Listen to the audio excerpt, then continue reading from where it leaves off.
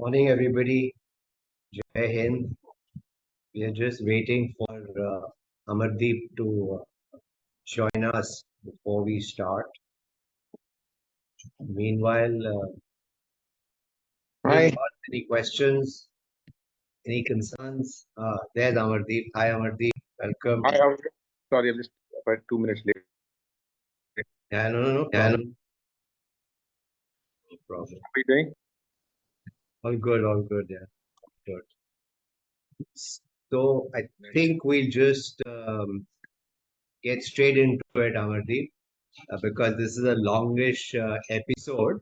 So we'll just get into it. I'll just do a very short introduction, and I think there may be some children who are joining this for the first time. I know the children from Lotus Petal Foundation have not been to a session with you earlier. So, okay. So, very grateful for Amardeep joining us today. Amardeep, is the executive producer and host of the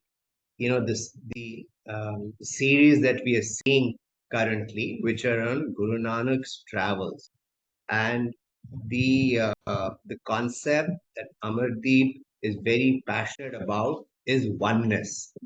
So he doesn't look at Guru Nanak from the lens of religion.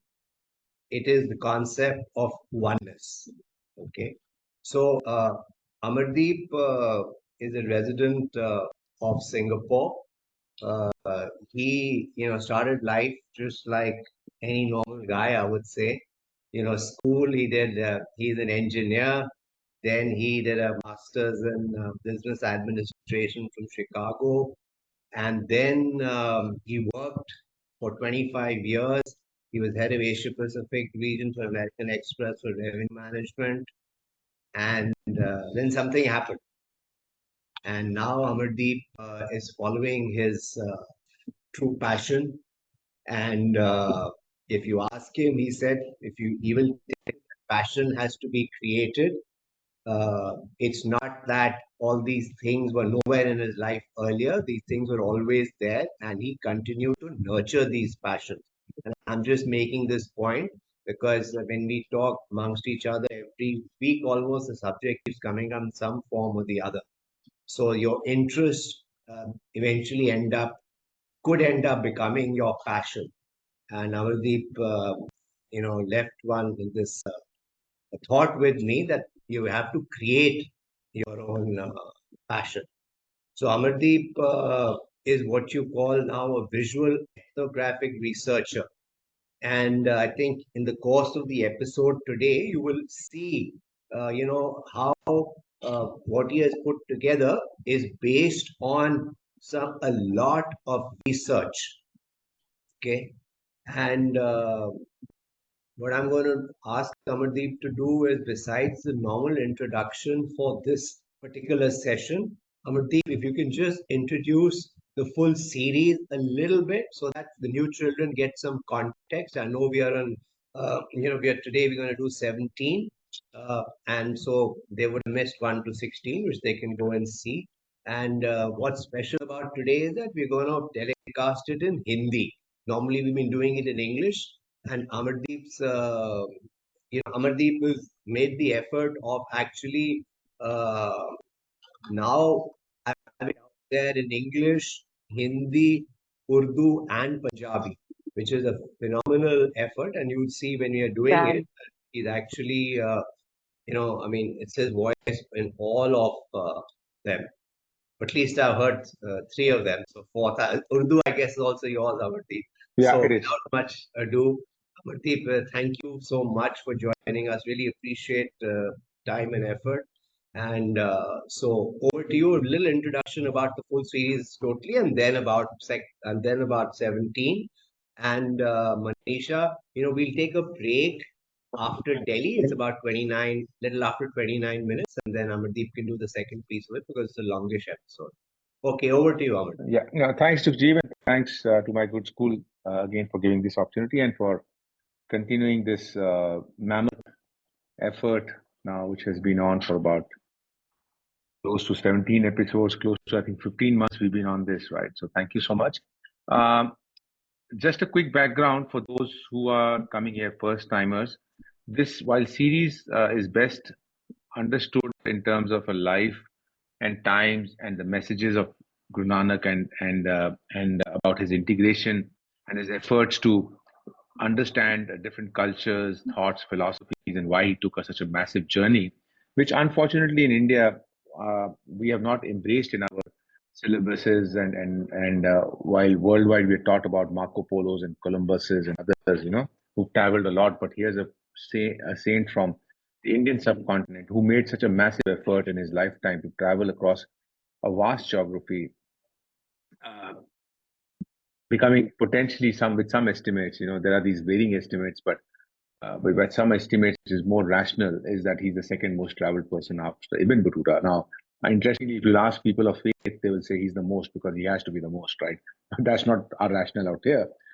If you go by the oldest text, what he's traveled is a vast footprint in Asia, and which covers countries like India, in China, the portion of Tibet, Bangladesh, Sri Lanka, Pakistan, Afghanistan, Iran, Iraq, and Saudi Arabia. So that's a massive landmass that he has traveled. What we did as an introduction of this docu-series is that we replicated his journey as per the oldest texts, um, written some 65 years after his life, up to 150 years after his life. And the objective was not a travel kind of a projection. Our objective is through the replication of the journey, 550 years after his life, try and understand what took him to these places, what were the messages out there, what is it that he delivered, what is it that he interacted. We are trying to understand his philosophical message, and through that, we are trying to reinforce the message that the entire creation is one ecosystem. Now, I'm not saying the entire human race is one ecosystem. We make a mistake out there when we say when the entire human race is one. Uh, then you say you're trying to put yourself in supreme to the other species, and you are one part of the entire ecosystem. Your dependency on vegetation, your dependency on other things is as much as important. So his message is the entire creation is one ecosystem, right? And that's the piece that we're trying to understand through this series. The series is available at the website called thegurunanak.com. Guru Nanak, we all know. Just add the before that, thegurunanak.com. Don't go to gurunanak.com because that website is it's owned by someone else and there's no content on it. So add thegurunanak.com. And on that, just select any of the 5 languages. There are 5 languages actually. And best is to see it sequentially. See it with your parents, see it with your friends, but see it slowly, one episode a week kind of a pace, and see it on a larger screen, on television screen, it'll be better. So with that, shall I start now? Yeah, Sujit, shall I start now? Yes, sir. Just give me a minute. No, hold on. No, don't start the series. Don't start the series. I'm just saying, shall I start the episode discussion, right? Yeah, okay. So this episode is a long one. In fact, from here, there are some episodes that are going to be longer ones, unlike the earlier one, like the Bharati was a very short 31-minute episode. This is a pretty long one. So we're going to break it into 2 parts. I'll give you some messages, like every time, some key messages, about 5, 6 of them, and then we can start and break it at when we reach Delhi. And from there onwards, we'll continue, right? So in this episode, what's happening is that Guru Nanak, we showed his life, his formative years in the first 2 episodes. And we introduced what was his mindset, what was his thought process, where he was growing up, first 2 episodes. From the 3rd episode started his journey, which has taken him, look, he traveled 22 years of his lifetime. And these journeys are divided into 4 phases. This is the first phase coming to an end. And it's literally an odyssey which takes him across Pakistan, India, Bangladesh, Sri Lanka, and back into India. And now from south, he's coming back to the north. And now he'll re-enter Pakistan and he'll go to his place at the Talwandi, which is before that he goes to Sultanpur Lodi and then he go to Talwandi, which is now known as Nankana Sahib, where he was born, his village. This entire journey has taken 12 years to complete. So he started his journey at the age of 33 years, and now he is about going to be 45 years when he comes back, right? So that long this journey has been. So in this episode 17, we will continue. We left it in the episode 16 at Chittorgarh, which is in Rajasthan, and we'll progress from there. So now what happens is, like in every episode, we open with some profound message sung in the voice of Salima Khwaja. And in this one, she's singing a verse of Nanak. The essence of that meaning is that Jehi Ruth, Kaya Sukh Deha, right? Kaya is body, and Ruth is a Mausam, is the season, right? So he's saying that as the season changes by the movement of Earth around the sun, right? It's a movement of Earth around the sun, which brings about the changes in season. Similarly, our own self, through introspection, through reflection, when it moves around our consciousness is me who's static, who's not changing, right? And when it moves around that, what happens is that our emotions, our thinking, our entire being changes with the changing circumstances around us. So he's equating the seasons and the movement of Earth around the sun to the same as in our body, as our thoughts move around our consciousness, how it evolves us, right? And then he basically, in the end, he says how we think, through that we can actually reap the benefits of growth through development. So that's the essence of the message out here, right? And then we will start the journey. So in this one, he first visits Ajmer Sharif, right? He'll go to Pushkar, and in Pushkar and Ajmer Sharif, they are the twin cities, right, in Rajasthan. So at Ajmer Sharif, he visits the shrine of Khwaja Moinuddin Chishti, and the linkage out here is in the episode 3 of those who have been following, Guru Nanak's visit to Baba Farid's place, which is now in Pakistan, in Pakistan. He was a Sufi saint, and whose writings he incorporated in the Guru Nanak Sahib in the spiritual scripture. Uh, Baba Farid was also of the Sufi Chishti order, right? And here is the founder of the Chishti order, which is Khwaja Moinuddin Chishti. So he visits there in Ajmer, and there he has some dialogues, and I will just focus on the dialogues out here. One of the fundamental messages that he leaves out here is that about prayer. You know, we all think that prayer is a base, in a way. It's not a ritualistic practice. You know, it's a way to kind of make you reflect, right? So what he's saying is that prayers are intended to inspire us, inspire our mind. It's not a begging bowl that you're asking someone to do something for you. Prayers are a way of kind of making yourself humble, making yourself realize beyond the mundane activities of our daily life that we are doing. So he's warning us, if you do a prayer as a mere ritualistic recitation, that if I do this, I will get that, then it's worthless. It achieves nothing, right? So Nanak's a very rational person. He's always trying to actually motivate you to thinking what you're doing. Your actions have to be driven by acts, but the acts have to be actually anchored in what is the intent, right? And the intent out here of a prayer is to make you humble in terms of your seeking, right? It's a seeking. Unless you start seeking, everything that you achieve in life is essentially through your thought process. So I think that's what he's trying to leave as a message out here. From there, we will go to Pushkar. And in Pushkar, and interestingly, there's not much of a narrative mentioned of Nanak's talks, but Pushkar is a very important Shaivite shrine. And out here, we reflect on one of his verses, looking at a camel that is kind of sleeping and suddenly gets up. You know, so we are equating. This is our own reflection. We are equating a camel who's sleeping in his sleep state, suddenly gets up, and you'll see that shot. It's a very interesting shot. He starts moaning and is yawning, and his mouth opens up, right, and his teeth are showing. So we are just looking at it, and we reflect on one verse of Nanak, that the entire world is sleeping in a conditioned state, right? And when we get up and when we yawn and get up from our mundane activities, that's when he says realization dawns, right? So his motivation that, to rise above the sleeping state, because at the end of the day, we think we are awake, but from a spiritual conditioning perspective, actually we are all asleep, because all that we're doing is a mundane activities, right? So in a spiritual realm, our day-to-day functioning is considered as a sleep state unless you know consciously what you're trying to achieve, unless you make an effort to do that. So that camel depicts that sleep state, right? From there, we will actually move towards Mathura. Now, Mathura is the place where Bhagwan Krishna was born, and the city is actually associated with that.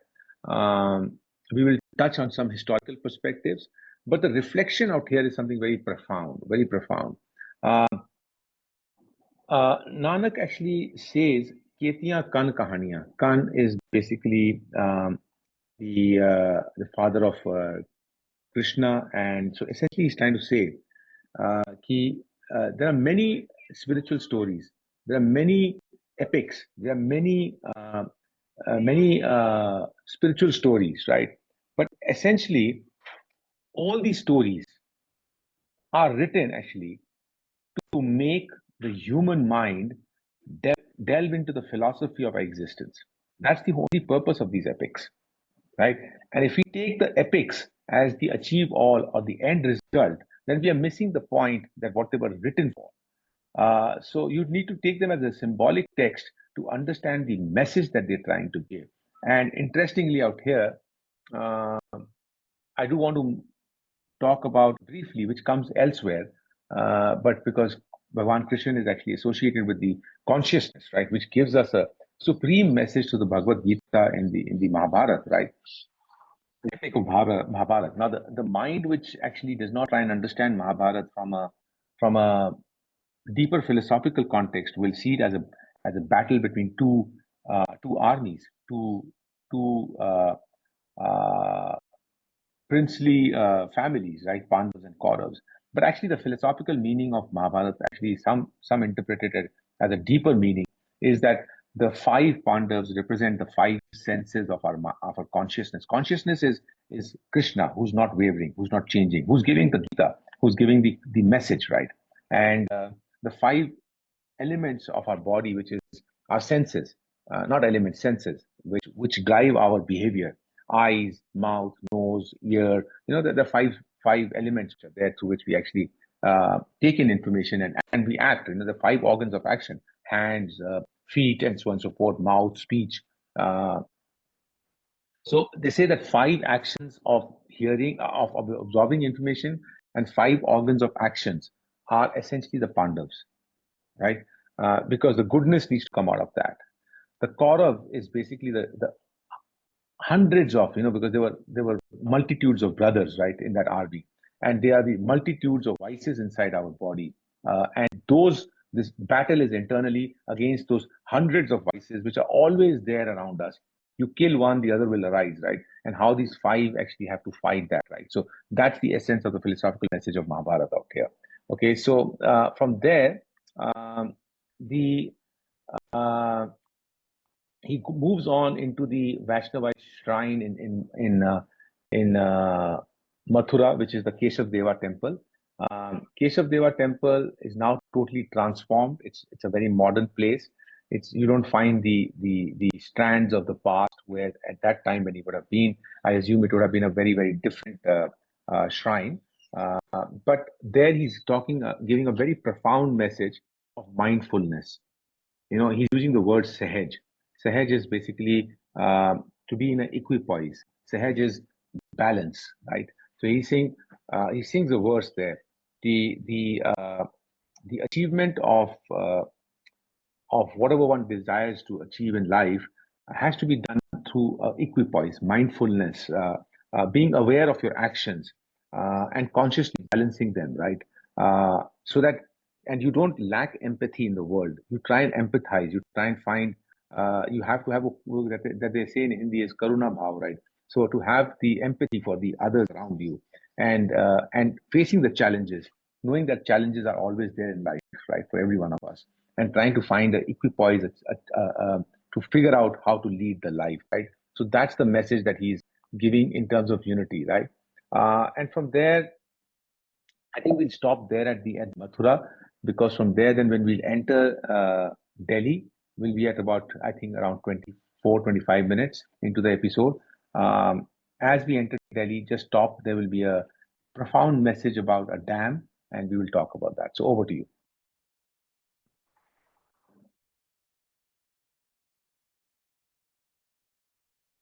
Thanks, Amardeep. Manisha. Yes, sir.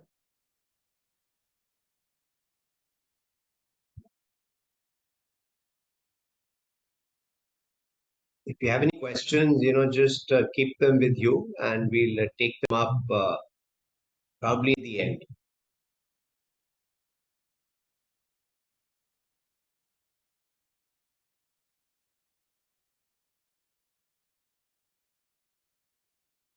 Should I start? Yeah. Yes.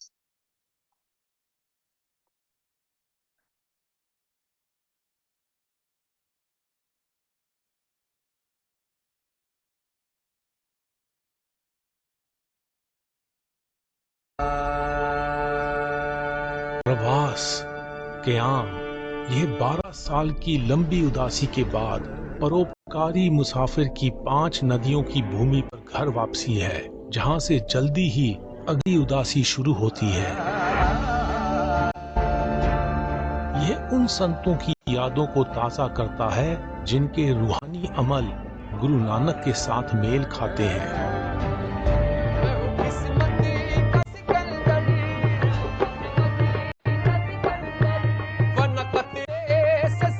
जिसका भगवान से, खुदा से सीधा connection हो जाता है, उससे भेदभाव खत्म हो जाता है। नानक साहब भी कलंदरी सिलसिले में, तो कलंदर जो होता है वो तन्हाई पसंद होता है। मस्त कलंदर हक अली का कहला।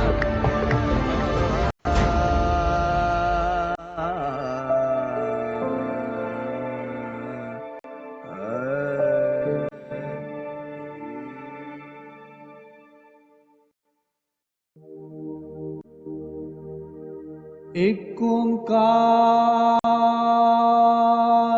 सतनाम करता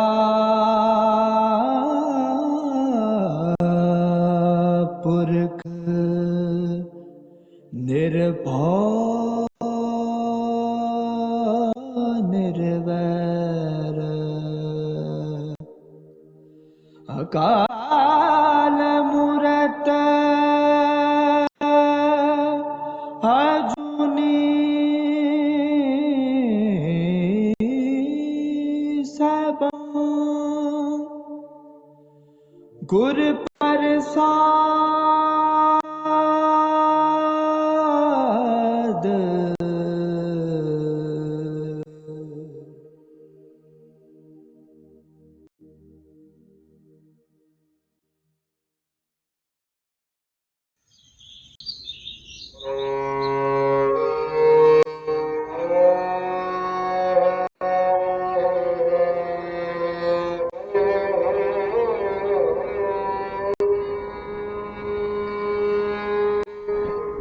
जेहि रुत काया सुख तेहा तेहो जेहि तेहि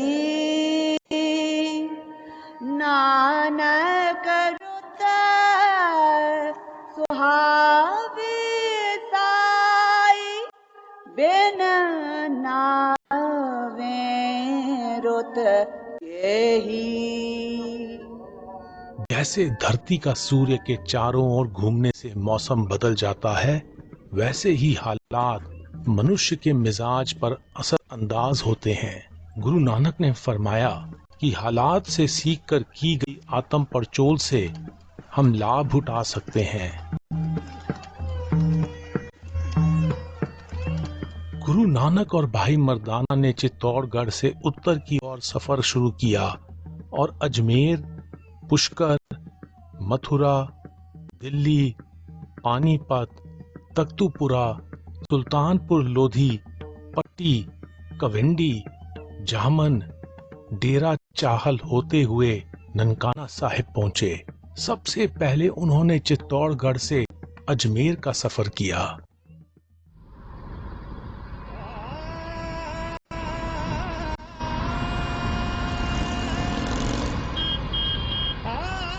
गुरु नानक के पद चिन्हों पर चलते हुए अब हम चित्तौड़गढ़ से अजमेर जा रहे हैं।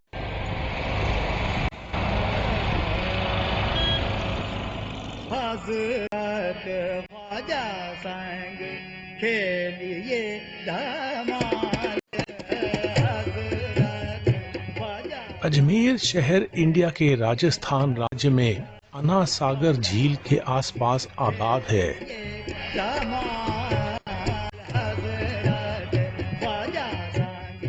Surrounded by the अरावली पहाड़ियों में आबाद शहर अजमेर को ख्वाजा मोइनुद्दीन चिश्ती की दरगाह के लिए जाना जाता है और इसे पुष्कर का प्रवेश द्वार माना जाता है।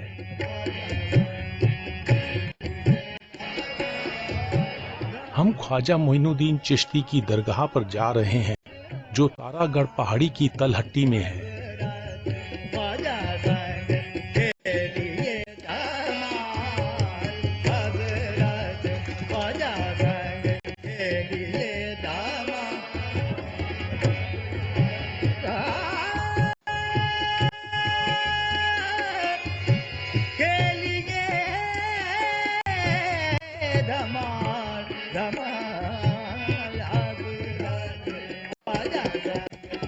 ख्वाजा मोइनुद्दीन चिश्ती का जन्म 12वीं शताब्दी में ईरान के सिस्तान में हुआ था, लेकिन इन सूफी संत ने अजमेर में ठिकाना बनाया। उन्हें चिश्ती सिलसिले को इंडिया से परिचित करवाने का सौभाग्य हासिल है।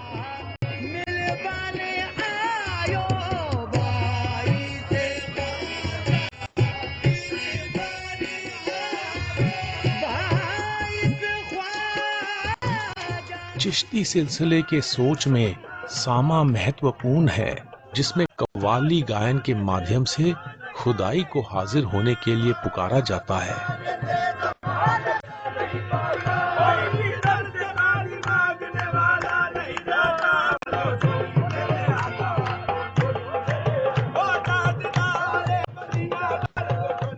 गुरु नानक ने पाकपटन निवासी बाबा शेख फरीद शक्करगंज की बाणी का संग्रह किया, जिसे बाद में गुरु ग्रंथ साहिब में शामिल किया गया। ख्वाजा मोइनुद्दीन चिश्ती के नामवर शिष्यों में बाबा फरीद थे। बाबा फरीद ने काफी समय तक इस दरगाह में हाजिरी भरी। उनकी यादगार यहाँ बनी हुई है।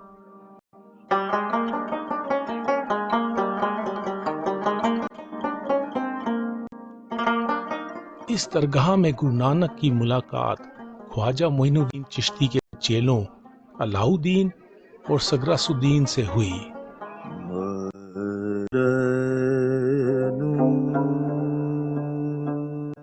उन्होंने रोजाना की लाजमी 5 नमाजों में काजी की जिम्मेदारी के बारे में गोष्ठी की। गुरु नानक ने गाया, सोई काजी जैन आप तजया, एक नाम किया आधारो,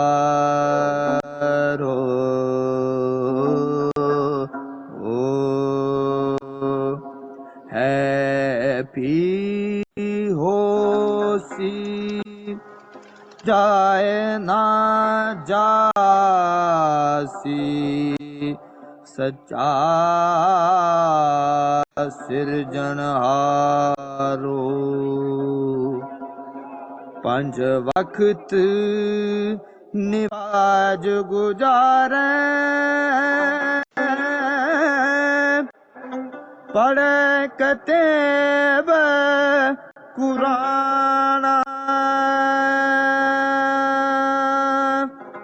नानक आख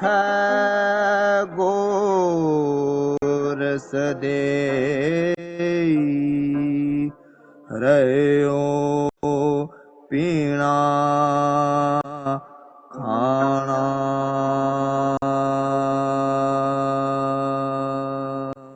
इबादत का मकसद तो मन को दुनियादारी के कामों से परे आगे का इरादा करने के लिए प्रेरित करना है। गुरु नानक ने फरमाया कि लिंग, मजहब और रुतबे की तरफदारी से ऊपर उठें, क्योंकि वहदत के बड़े मकसद के बिना दस्तूर के मुताबिक किया जाप व्यर्थ है।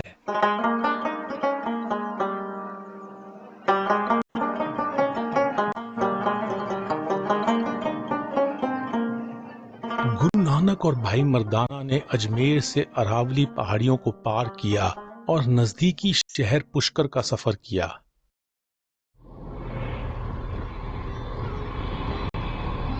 गुरु नानक के पद चिन्हों पर अब हम पुष्कर जा रहे हैं, जिसको हिंदू समाज में तीर्थराज का रुतबा हासिल है।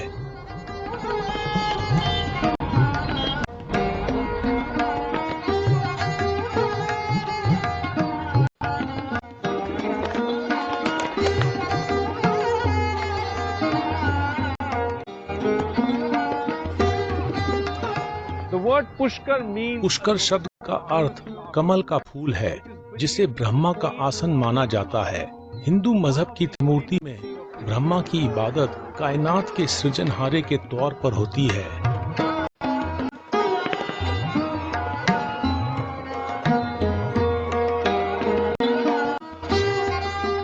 प्रसिद्ध पुष्कर झील के नजदीक 52 घाट और कई मंदिर हैं।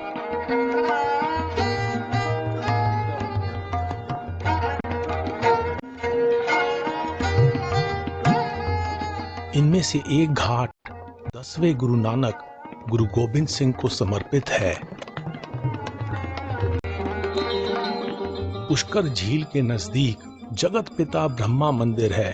कहा जाता है कि यह हिंदू मजहब की त्रिमूर्ति में कायनात के सृजनहारे के तौर पर शामिल भगवान ब्रह्मा को समर्पित किया हुआ एकमात्र मंदिर है।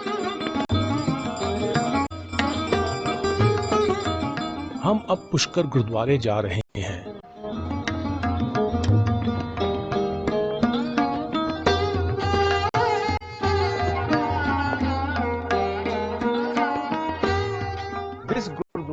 यह गुरुद्वारा गुरु नानक के मंदिरों के शहर में आने की याद में बना हुआ है।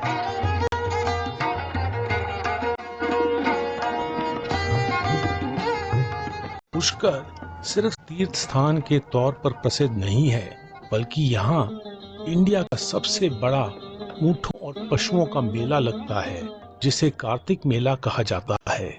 मेला तीर्थ यात्रियों और व्यापारियों के अलावा पर्यटकों को भी आकर्षित करता है। स्वप्न एक गहरी नींद की अवस्था है, लेकिन चेतना हमेशा सतर्क रहती है। लोगों को बेशुमार कामों में लगे देखकर मैं सोचता हूँ कि दुनिया अब चेतना की अवस्था में सहजे ही दैनिक कार्यों की आदी हो गई है। गुरु नानक सचेत चेतना की अवस्था में जाने के आरजूमंद हैं। सपने आया पी गया, मैं जल पर रोए, आए न सका तुझ कान प्यारे, पेज न सका कोय, आओ सपागी निधड़िए, मत सहो देखा सोए। गुरु नानक और भाई मर्दाना ने पुष्कर से मथुरा का सफर किया।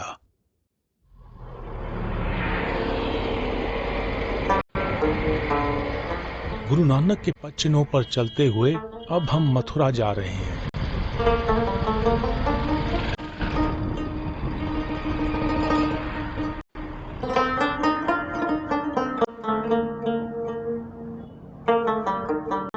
मथुरा शहर इंडिया के राज्य उत्तर प्रदेश में यमुना नदी के तट पर बसा है।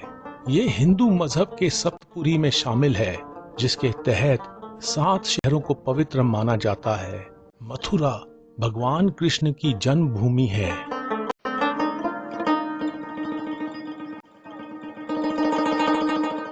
मजहबी महत्व का स्थान होने के कारण मथुरा में रूहानियत के आरजूमंद एकत्रित होते थे।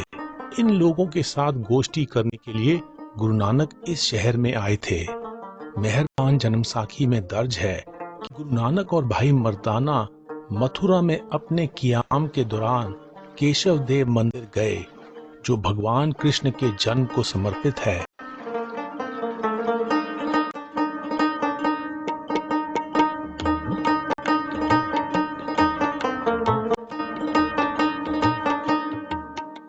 हम कृष्ण जन्म स्थान मंदिर पर जा रहे हैं, जो 1953 में बनाया गया था।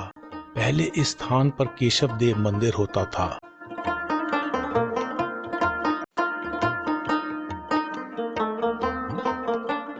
भगवान कृष्ण के महाकाव्य भारत में दिए गए गीता सार का निचोड़ मोह का त्याग करना है। विवेक को समझने के लिए इसके तत्वों को रूपकों के रूप में समझना पड़ता है। 5 पांडव भाई शरीर की 5 ज्ञान इंद्रियों की नुमाइंदगी करते हैं, जो अनुभव, अध्ययन, सुनने, सोचने और गोष्ठी में मदद करते हैं। यह पूरी तरकीब उनकी हमराही द्रौपदी की हिमायत से पूर्ण होती है, जो यकीन की नुमाइंदगी करती है। उनके विरोधी 100 कौरव भाई मन पर भारी पड़ने वाले अज्ञान के विभिन्न रूपों की नुमाइंदगी करते हैं। युद्ध के मैदान में कृष्ण रथवान के रूप में 5 घोड़ों वाला रथ हाँकते हैं, जो मानव बुद्धि के 5 तत्वों की नुमाइंदगी करता है। कृष्ण स्वयं ज्ञाता, हाजरा हजूर और मानवीय समझ बुझ की नुमाइंदगी करते हैं, जो रूहानी विजय में सहायक होते हैं। फलसफे की गहराई को खोजते और समझते हुए महाकाव्य मानवीय फितरत के बारे इल्म की समझ पैदा करते हैं। इसके बिना तो ये संकेत मजहबी ग्रंथों तक ही सीमित रह जाते हैं। कितियां कन कहानियां केते वेद विचार। आदिकाल से सभी मजहबों के बुनियादी फलसफे एक ही गहरा संदेश देते हैं। समय के साथ इनका नया व्याख्यान होता रहता है। गुरु नानक ने याद दिलाया कि कई ग्रंथ हैं, अनेक वाद विवाद और कई व्याख्यान हैं, पर विवेक सिर्फ शब्दों से ही हासिल नहीं किया जा सकता।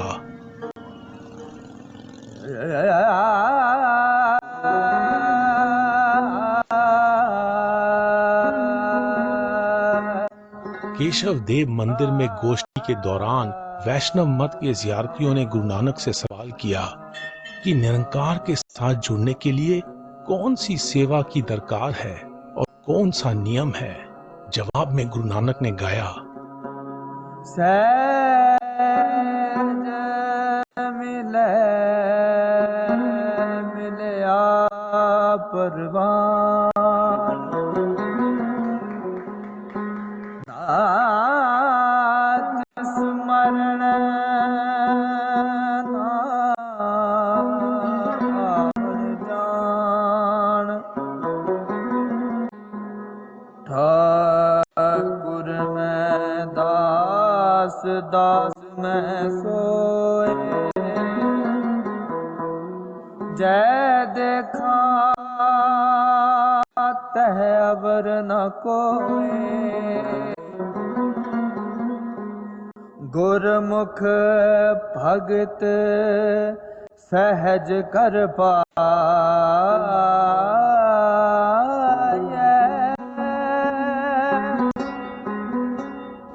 बिन गुर पेट मत आए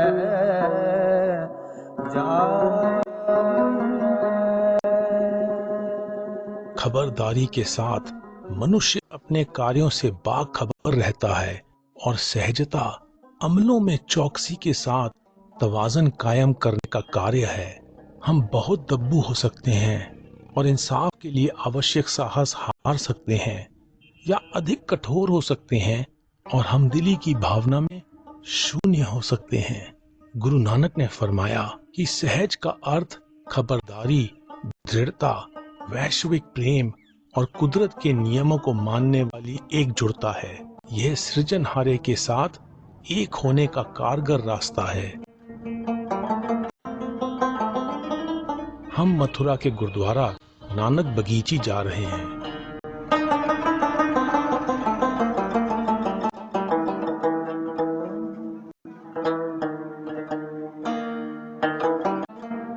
In remembrance of Guru Nanak, Guru Nanak के वैष्णव मत के जियारतियों के साथ गोष्ठी की याद में केशव देव मंदिर के पास गुरुद्वारा नानक बगीची बनाया गया है।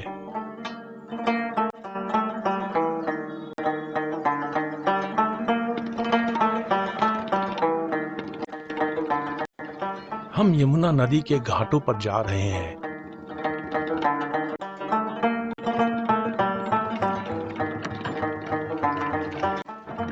ऐतिहासिक तौर पर हिंदू तीर्थयात्री इन घाटों पर इस उम्मीद में डुबकी लगाने आते हैं कि इससे उनके पाप धुल जाएंगे। इन घाटों पर शैव मत के कुछ मथुरा वासी अनुयायियों ने गुरु नानक से उनके सामाजिक रुतबे के बारे में पूछा था। उन्होंने सवाल किया कि उनका मजहबी रहबर कौन है। जवाब में गुरु नानक ने गाया, अपने ठाकुर की हों चेरी,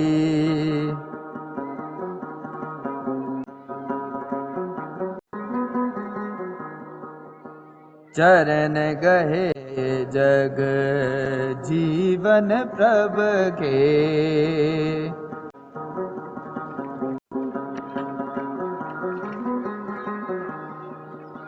हो मैं मार न बेरी।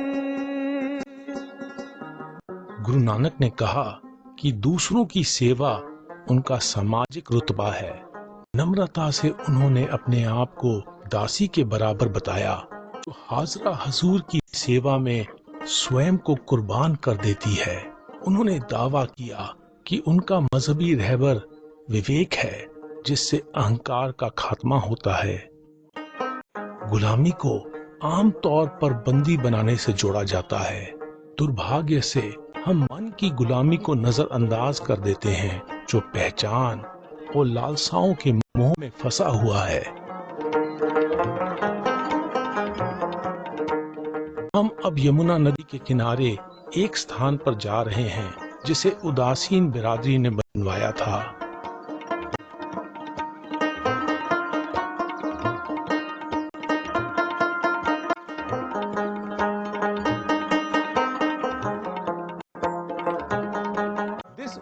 गौ घाट पर बना उदासीन मठ गुरु नानक के मथुरा आने की याद में सबसे पुराना स्थान है। एक स्थानीय निवासी ने जिक्र किया कि 1980 के सियासी वाकयात से पहले इस स्थान पर गुरु ग्रंथ साहिब विराजमान थे। इस वक्त में गुरु नानक की आराधना उदासीन बिरादरी के साथ उनके पुरानी सांझ के हवाले से की जाती है।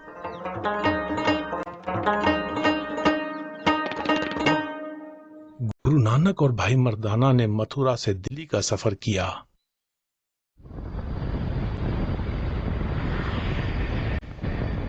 गुरु नानक के पद चिन्हों पर चलते हुए अब हम दिल्ली जा रहे हैं। please stop it now. Manisha, please stop it. Manisha, please stop it.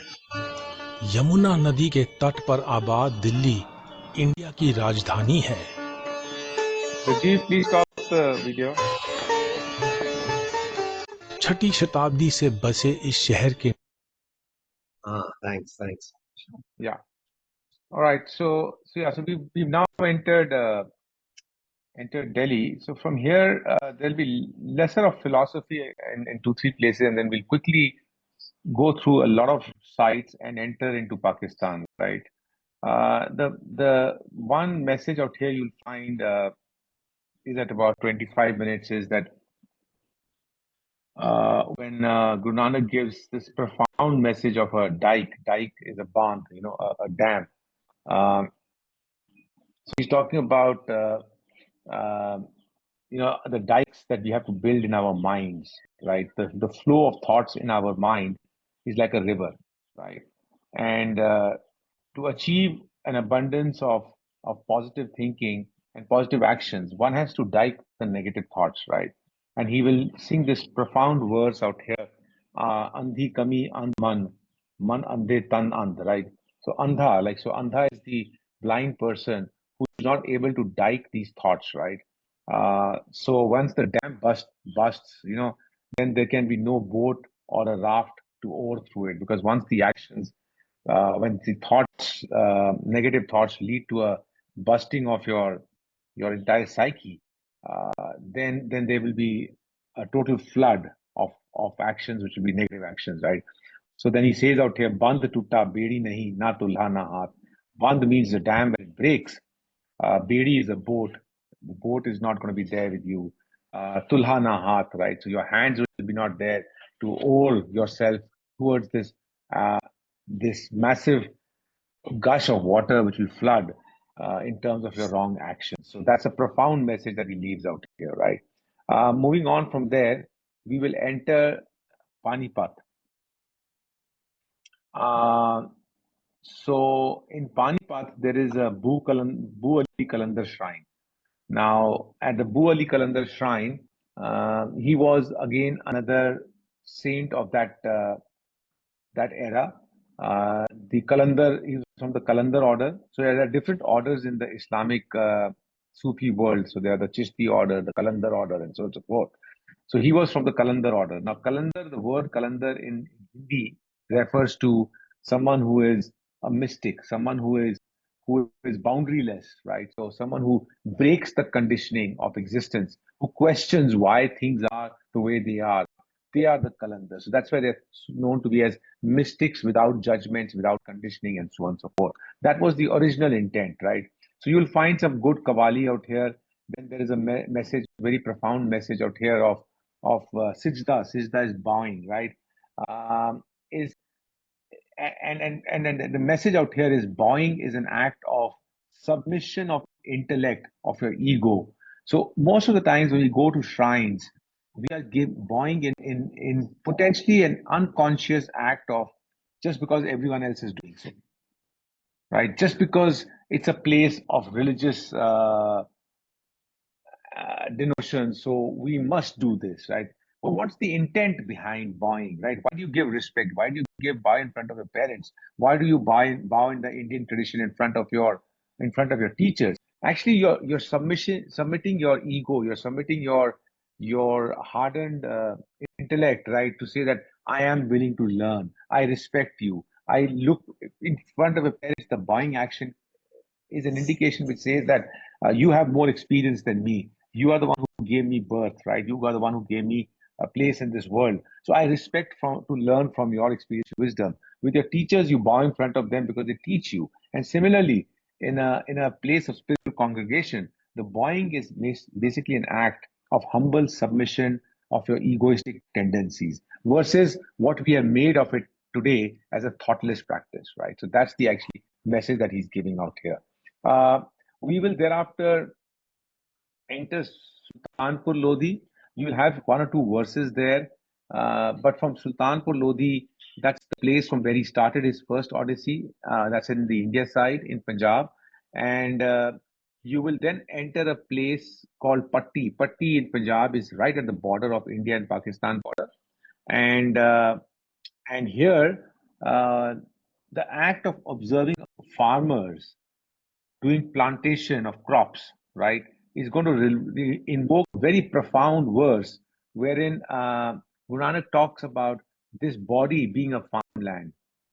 What are the thoughts? The crops that we plant are the thoughts that we plant inside them. What do we seed them with, right? What is the crop and the output that we get out of it, right? I think those are the messages that he's giving here.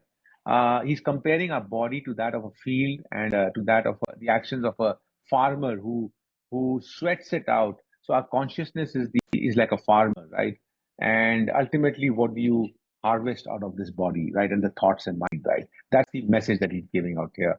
And then we will be right at the border inside an area which is very interesting. You will find this is the place where Baba Farid, who's now in Pakpatan, and the episode 3, we had visited the Baba Farid shrine, and that time the 11th spiritual leader of Baba Farid, because Baba Farid was 250 years before Guru Nanak. So the 11th spiritual leader was on the seat of Baba Farid, and his body is buried at this place, which is at the Radcliffe line, literally at the Radcliffe line, but it's just literally 10 steps inside the India border, right? India side of the border. In fact, getting inside itself is an impossible task because India has a barricaded border a few meters, I think about 300 meters inside the India's land. So even to get inside from that barbed, fencing, which is a huge fencing, it's not a barbed fencing, it's a huge fencing, it's electrocuted fencing. And to get inside that, literally the land which is in India, but before the Radcliffe line, which is the border between India and Pakistan, that's where his grave is. So we visit there primarily because Baba Farid and his descendant, the 11th Gaddi Nashin, is the same person whom Guru Nanak had met earlier, and he will meet once again in the fourth Odyssey. We'll come to episode number 23. So we had to pay respect to his place. So we went there, and from there, then we will enter into Pakistan. We will go through some sites which are in Pakistan. Many of the sites are uncamped. They're all. Because the communities moved away, so there's no care and many of these abandoned shrines, which are because a huge community used to live there, right? And not every place is maintained. So we rapidly see 3-4 of such places, and we will enter the end of the episode at Nankana Sahib, where he was born, Guru Nanak, and from where his first Odyssey had actually started, because he left from Nankana towards Ahmedabad in the third episode, and we'll come there. And the most profound message out there with which the episode, which will end, is the verse which he says, I Panthi Sagal Jamati. Panth is basically a congregation of like-minded people. The like-minded people have all congregated now. Sagal Jamati. Jamaat is basically, it's a Persian word, and it's used in Urdu, is essentially which class, which educational standard are you in. So since you all are school students, you are in a particular Jamaat, you're in a particular class, you're in a particular standard of learning. So he's saying, I Panthi Sagal Jamati. Basically, he's saying, of all spiritual dispositions, people have now gathered together. Of all these spiritual minded people of different thought processes have come together. And then he gives a profound message out there to all of them. He says, Man jite jag jeet. He says, if you conquer your mind, irrespective of whichever class, standard, social status you are, if you conquer your mind, you have won the world. And that's where he ends it.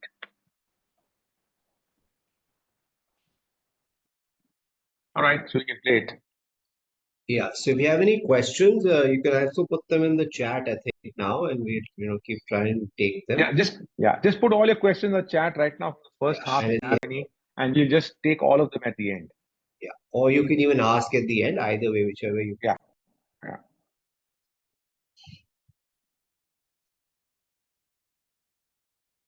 Manisha, you can play it now.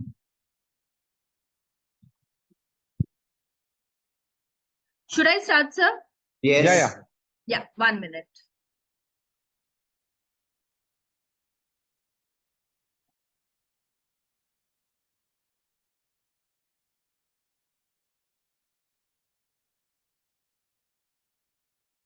बना है जिसका इशारा गंगा के मैदानी इलाके के द्वार की तरफ होता है।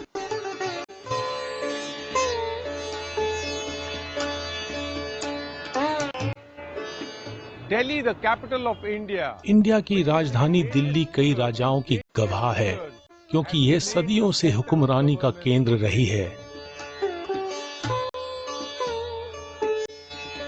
जब गुरु नानक दिल्ली आए तो यहाँ अफगान बादशाह सिकंदर लोधी का राज था। हम यमुना के किनारे उस इलाके में जा रहे हैं जो इतिहास में मजनू का टीला के नाम से दर्ज है।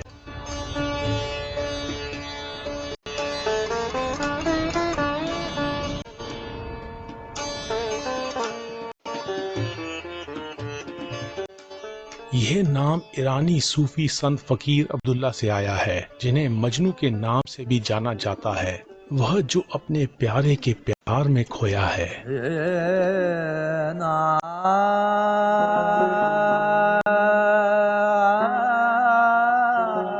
गुरुद्वारा मजनू का टीला उस स्थान पर बना है जहां गुरु नानक और सूफी फकीर में गोष्ठी हुई थी। इतिहास में दर्ज है कि दिल्ली साम्राज्य के बादशाह सिकंदर लोधी दोहरे विचारों वाला व्यक्ति था। वो खैरात देने में दयालु था, लेकिन दूसरे मजहबों को बर्दाश्त नहीं करता था। मेहरबान जन्म साखी में दर्ज है कि फकीर अब्दुल्ला और रूहानियत के अन्य आरजूमंदों के साथ गोष्ठी के दौरान गुरु नानक से खैरात के महत्व पर राय मांगी गई थी। उनसे पूछा गया था कि क्या बड़ी मात्रा में खैरात देने से व्यक्ति सज्जन बन जाता है? जवाब में गुरु नानक ने गाया, अंधे कम्मे अंध मन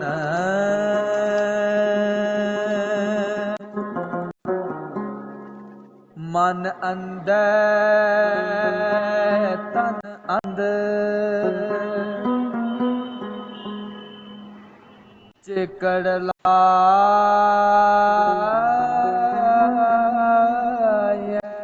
क्या थी जां टूटे पत्थर बंद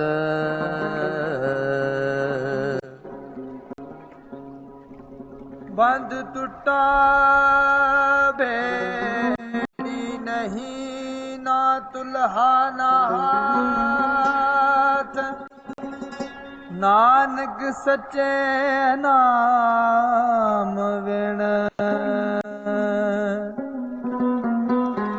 कित डुबे साथ।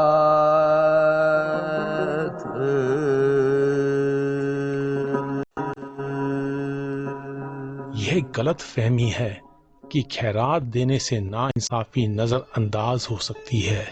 गुरु नानक ने फरमाया कि नाइंसाफी करने वालों के अच्छे कर्म सिर्फ एक कच्चे बांध की तरह होते हैं जो बाढ़ का सामना नहीं कर सकते। इस फलसफी संदेश का जिक्र वलायत वाली जन्म साखी और भाई मनी सिंह जन्म साखी में नहीं है। इन जन्म साखियों में एक चमत्कार का उल्लेख मिलता है, जिसमें गुरु नानक ने दिल्ली की यात्रा के दौरान एक मरे हुए हाथी को पुनर्जीवित किया था। वृतांत में इस तरह का अंतर देखकर मुझे आश्चर्य होता है कि क्या समय के साथ हम गुरु नानक के रूहानी शब्दों, समरूपताओं और रूपों से दूर हो गए हैं। एहो मन में गल कहाँ बसियाले कहाँ बसे हो पवना कहाँ बसे सो सबद औदू ताको चूके मन का पवना। हाथियों की याददाश्त तेज होती है, जो सोच विचार वाले मन के माध्यम से बुद्धि के विकास में मदद करती है। गुरु नानक ने फरमाया कि जब हाथी के रूपी गुण मनुष्य में शून्य हो जाते हैं, तो इन गुणों को आलोचनात्मक सोच के साथ पुनर्जीवित किया जा सकता है। आलोचनात्मक सोच मानवीय मन का विकसित रूप है। मेरी विनम्र राय में हाथी को पुनर्जीवित करने की कहानी इस फलसफी संदेश की रूपक के तौर पर प्रस्तुति है।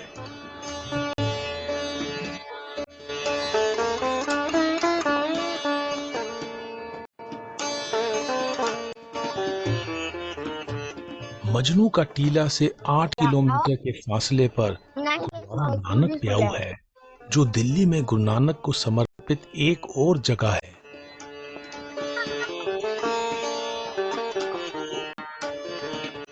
नामवर लेखक काहन सिंह नाभा ने महान कोश में लिखा है कि गुरु नानक ने इस स्थान पर पानी पिलाकर यात्रियों की प्यास बुझाई थी।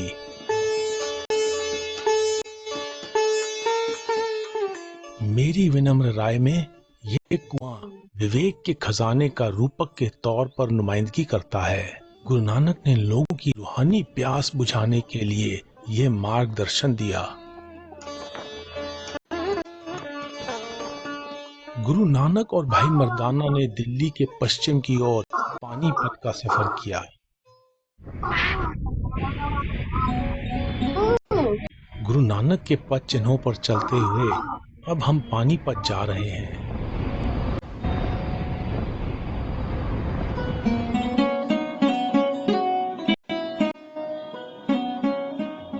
इंडिया के राज्य हरियाणा में पानीपत ऐतिहासिक शहर है।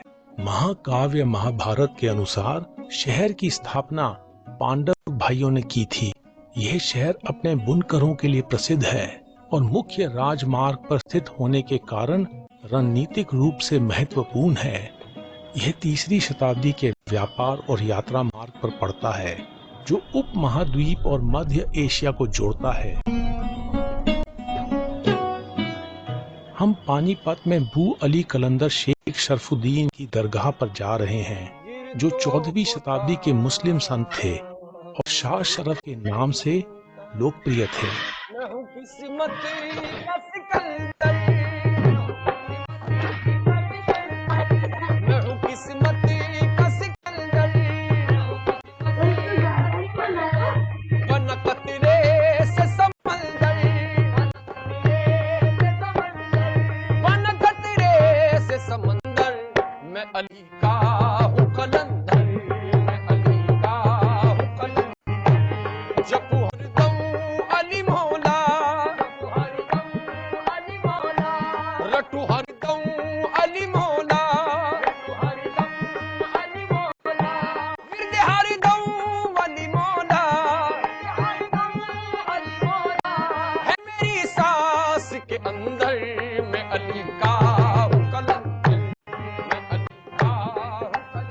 पानीपत में अपने क़याम के दौरान गुरु नानक और भाई मर्दाना शाह शरफ की दरगाह पर गए, जहां रूहानियत के राही सूफियों की संगत जुड़ती थी।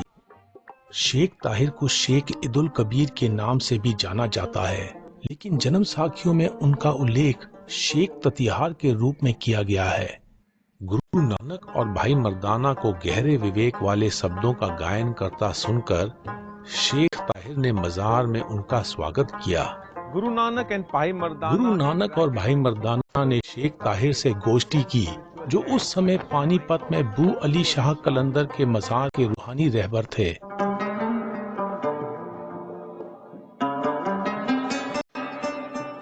इस गोष्ठी के दौरान श्रद्धालुओं ने गुरु नानक से एक ईमानदार व्यक्ति के गुणों के बारे में पूछा। जवाब में गुरु नानक ने गाया, सिदक कर सिजदा मन कर मकसूद,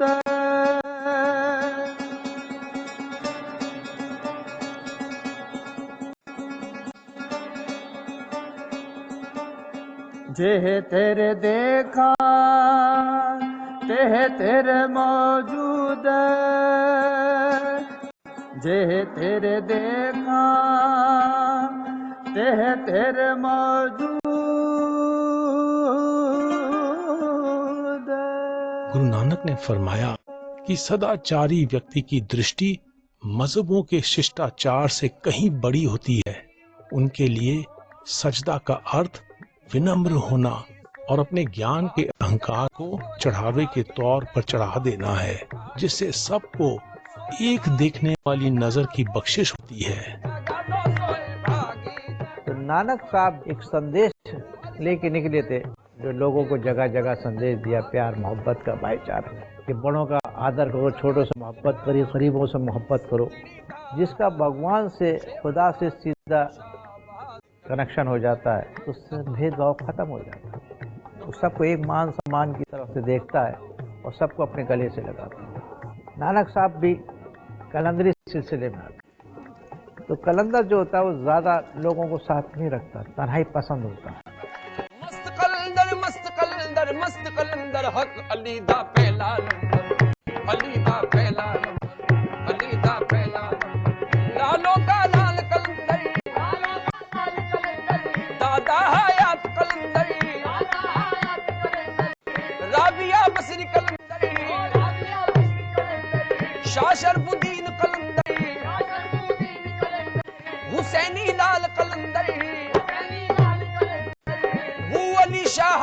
कलंदर दमादम अस्तकल दमादम अस्तकल ला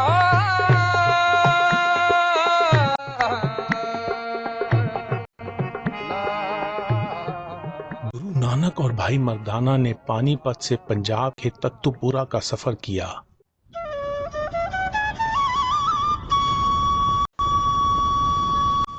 हम पंजाब के तख्तपुरा गांव जा रहे हैं, जहां गुरु नानक के आगमन की याद में गुरुद्वारा बनाया गया है।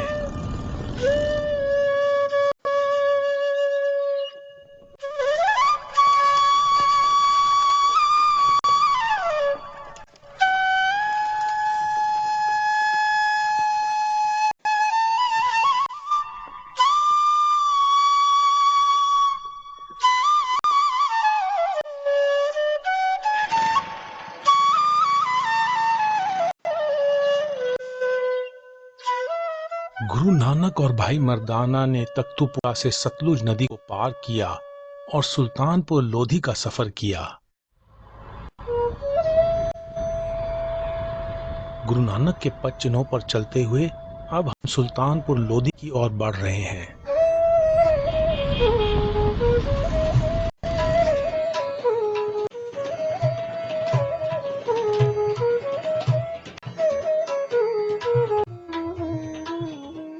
वर्षों बाद गुरु नानक के रूहानी नूर से सुशोभित चेहरे को देखकर बेबे नानकी आनंदित हो गई।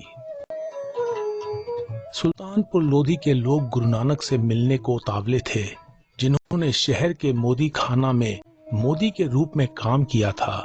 लोग उनके विभिन्न संस्कृतियों और मजहबों के लोगों के साथ घुलने मिलने वाली उनकी यात्रा और अनुभवों के बारे में सुनने के लिए उत्सुक थे। लोगों ने सोचा कि गुरु नानक को इबादत स्थानों पर दिव्य अनुभूति हुई होगी, इसलिए वह इस दृश्य और उस भावना की विशेषताओं के बारे में पूछ रहे थे। उनके सवालों को संबोधित करते हुए गुरु नानक ने गाया, जे केहू होए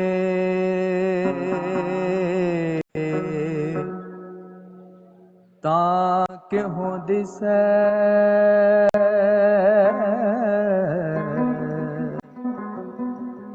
जाप रूप न जात सब कारण करता करे कट कट थाप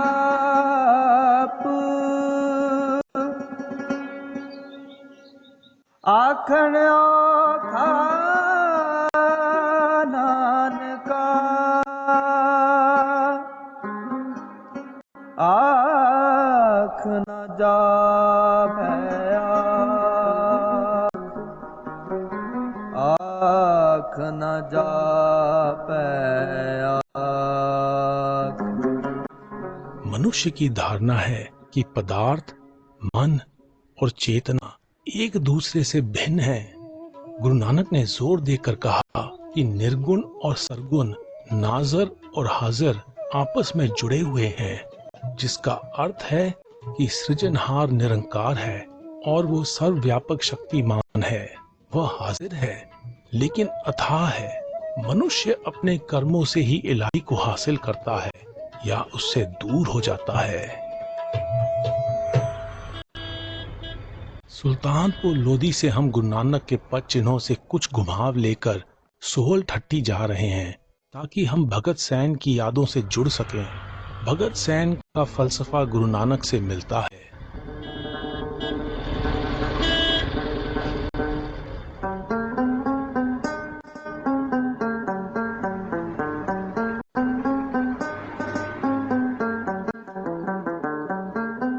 भगत सैन के जन्म के बारे में कई किस्से प्रचलित हैं। सबसे लोकप्रिय मान्यता यह है कि भगत सैन का जन्म 1390 में सोहल ठट्टी गांव में एक नाई परिवार में हुआ था, जिसे निचली जाति माना जाता है। भगत सैन निस्वार्थ सेवा के प्रतिमूर्ति थे। वह दिन भर एक निजी सहायक के रूप में राजा की नौकरी करते थे और रात में रूहानी झुकाव वाले और जरूरतमंदों की सेवा करते थे।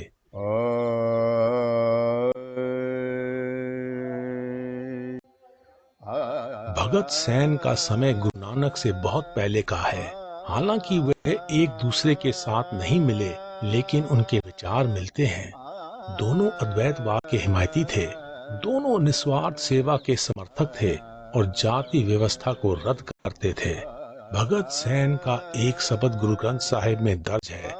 इस शब्द में वो भक्तिमय गर्मजोशी और सर्वशक्तिमान पालनहार के प्रति कृतज्ञता का इजहार करते हैं। मंगल हर मंगल नित मंगल राजा राम राय को, नित मंगल राजा राम राय को। मदन मूरत पे तार गोविंद सैन पड़े पज परमानंद। मंगला हर मंगला। भगत सैन को निस्वार्थ सेवा से परम आनंद मिलता है, जो उनके लिए सृजनहार की इबादत है। गुरु नानक और भाई मर्दाना सुल्तानपुर लोधी से उत्तर पश्चिम का सफर करते हुए ब्यास नदी को पार कर पट्टी पहुंचे। सोहलठट्टी से घुमाव लेने के बाद हम वापस मुड़कर गुरु नानक के पद चिन्हों पर चलते हुए सुल्तानपुर लोधी से पट्टी जा रहे हैं।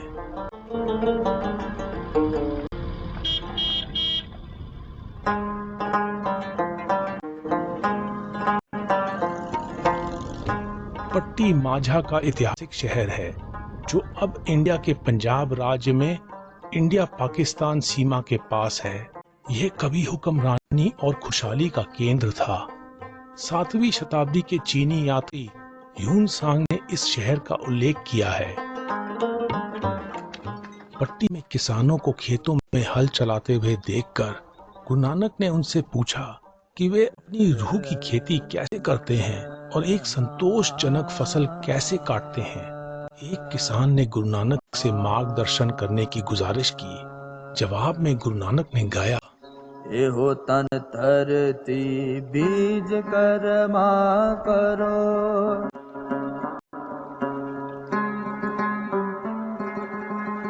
सलल अपाओ सारग पानी।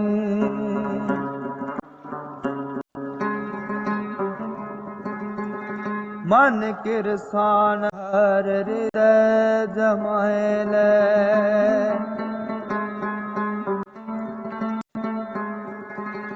भावस पद निर्वाणी।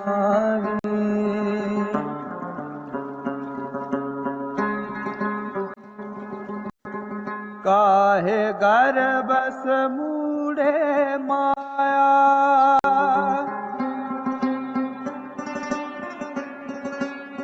पित सुतो सगल कालट माता।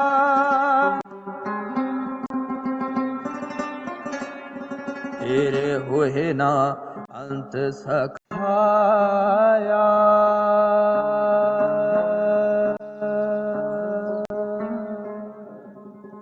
फसल उगाने की तरकीब रूहानियत के रास्ते पर चलने के समान है। भरपूर खेती करने में यकीन रखने वाला किसान जमीन में गहरी जुताई करता है, समझ से बीज डालता है और करुणा के साथ फसल पालता है। गुरु नानक लोगों को इस सोच को अपनाने के लिए प्रेरित करने के लिए कृषि के रूपक का प्रयोग करते हैं, ताकि लोग एक सार्थक जिंदगी जी सकें।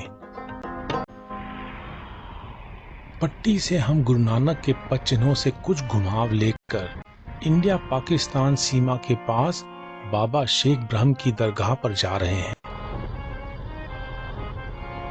गंजे शकर के नाद ने बिगड़ी मेरी बना ही दे। मर मर के जी रहा हूँ मैं, जीना मुझे सिखा बाबा शेख ब्रह्म को शेख इब्राहिम भी कहा जाता है।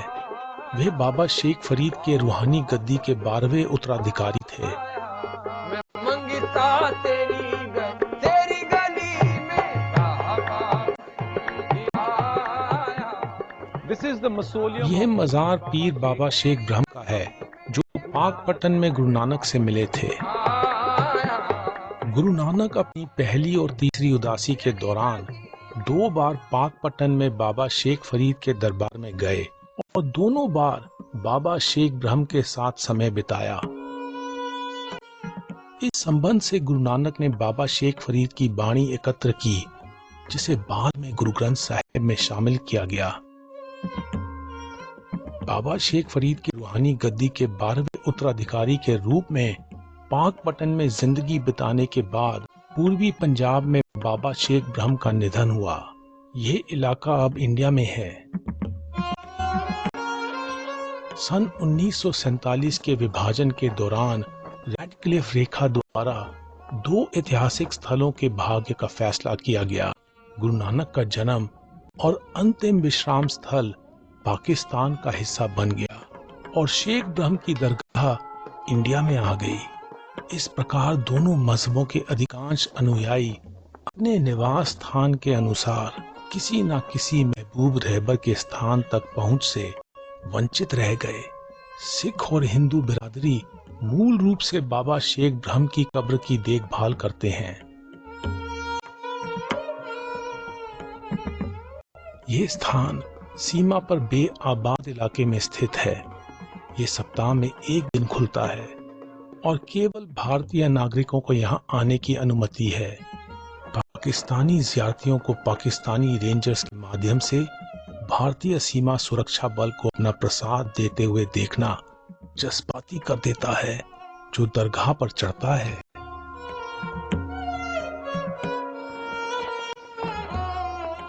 गुरु नानक और भाई मर्दाना ने पट्टी से घवंडी का सफर किया। मौजूदा दौर में सियासी कारणों से इंडिया पाकिस्तान सीमा को कुछ निश्चित चौकियों से ही पार किया जा सकता है। इसलिए हम बाघा नाका से पाकिस्तान जा रहे हैं और घवंडी से गुरु नानक के पद चिन्हों पर अपनी यात्रा जारी रखेंगे।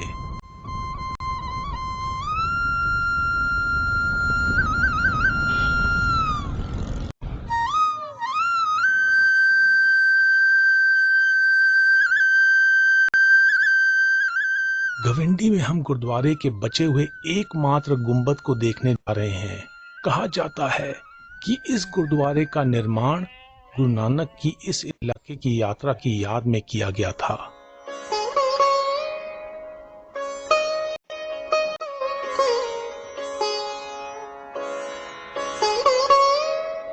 तारा सिंह नरोत्तम ने 1884 में अपनी पुस्तक गुरु तीरथ संग्रह में घवंडी के ऐतिहासिक गुरुद्वारे का उल्लेख किया है। सन 1947 के विभाजन ने भारतीय उपमहाद्वीप को 2 स्वतंत्र मुल्कों इंडिया और पाकिस्तान में विभाजित कर दिया। मजहबी आधार पर विभाजन के कारण पाकिस्तान में गुरु नानक के अनुयायियों की संख्या कम हो गई, जिसके परिणाम स्वरूप गुरु नानक की स्मृति में बने कई स्थान समय के साथ उजाड़ हो गए। घवंडी गांव के एक बुजुर्ग निवासी ने हमें बताया कि पहले गुरुद्वारे की इमारत के पास सरोवर था। अब वो सरोवर सूख गया है और इस जमीन पर खेती होती है। घवंडी से गुरु नानक और भाई मर्दाना जामन गांव से गुजरे।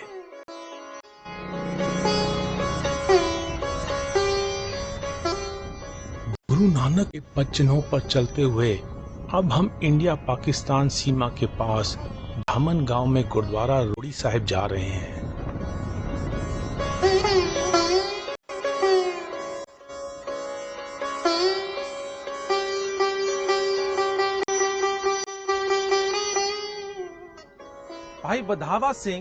भाई बधावा सिंह ने जामन गांव में इस गुरुद्वारे को बनवाया था।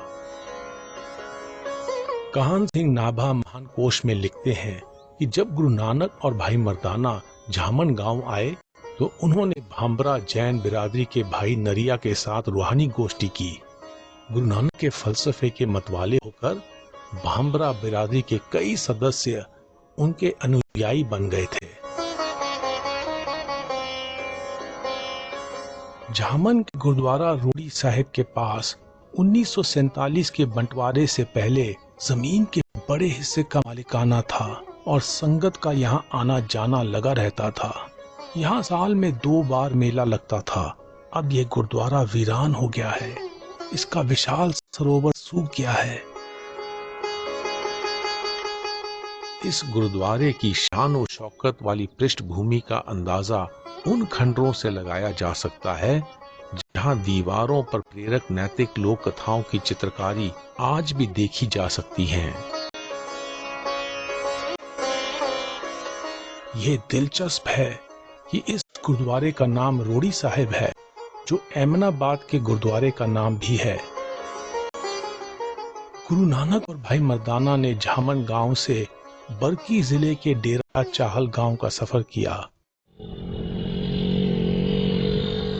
गुरु नानक के पद चिन्हों पर चलते हुए अब हम गांव डेरा चाहल के डेरा चाहल गुरुद्वारा जा रहे हैं।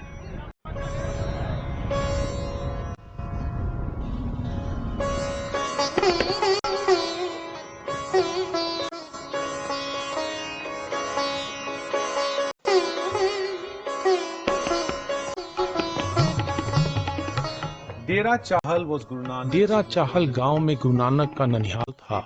इस गांव में गुरु नानक की बहन बेबे नानकी का जन्म हुआ था। यह गुरुद्वारा गुरु नानक के आगमन और बेबे नानकी के जन्म की याद में बनाया गया था। कहा जाता है कि बचपन में गुरु नानक अक्सर अपने ननिहाल जाते थे। 1947 के विभाजन के बाद यह गुरुद्वारा वीरान हो गया था। इसकी मुरम्मत और सेवा संभाल का काम पाकिस्तान के कार्यकारी तत्कालीन प्रधानमंत्री मलिक मेराज खालिद की पहल पर 1997 में शुरू हुआ। वह खुद इस गांव के रहने वाले थे।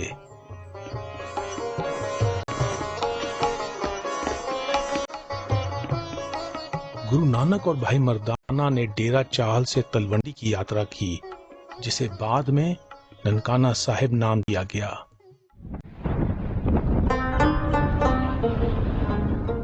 गुरु नानक के पद चिन्हों पर चलते हुए अब हम डेरा चाहल से ननकाना साहिब जा रहे हैं।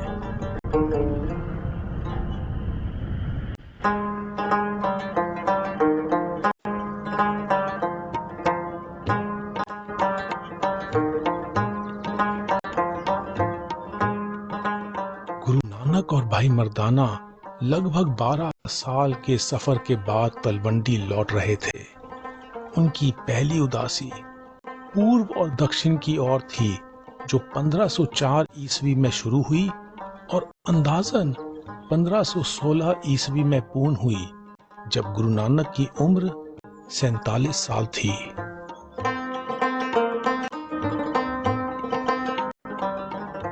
भाई मर्दाना अपने परिवार को मिलने गए और गुरु नानक अपने परिवार से मिले, जो उनकी उपलब्धियों के बारे में सुनकर बहुत खुश हुए। तलवंडी में कुछ समय बिताने के बाद गुरु नानक ने अपनी अगली उदासी पर जाने की योजना बनानी शुरू कर दी, जो उत्तर की ओर थी। भाई मर्दाना ने अपने सच्चे साथी के रूप में सहमति दी कि वह गुरु नानक की संसारिक और रूहानी उदासियों में शरीक रहेंगे। हम वास्तविकता को अपनी समझ के अनुसार देखते हैं और यही हमारे कार्यों पर असरअंदाज होता है। गुरु नानक ने कहा कि अगर हम खुद को जीत लेते हैं तो हम पूरी दुनिया को जीत सकते हैं। आई पंथी सगल जमाती मन जीते जग जीत।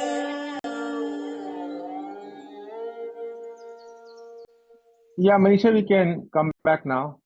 Thanks. Right. Thank you. That's it. Yeah.